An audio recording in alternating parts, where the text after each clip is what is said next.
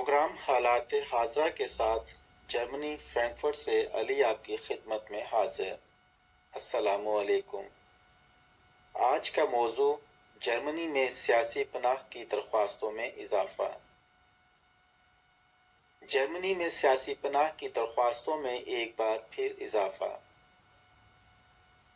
جرمنی میں اس سال ستمبر کے آخر تک سیاسی پناہ کے متلاشی 1,00,000 سے زائد تارکین وطن نے پناہ کی درخواستیں جمع کرائیں۔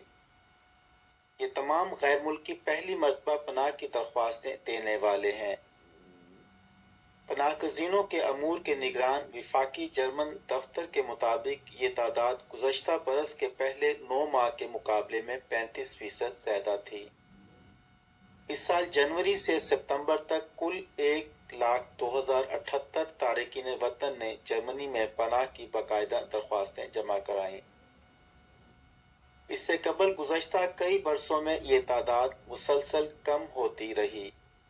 پناہ گزینوں کے متعلق یورپی ادارے کے ڈیٹا کے مطابق جرمنی اس سال کے پہلے 9 ماہ کے دوران یورپی یونین کا وہ ملک بن گیا جہاں پناہ کے لیے سب سے زیادہ درخواستیں دی گئیں۔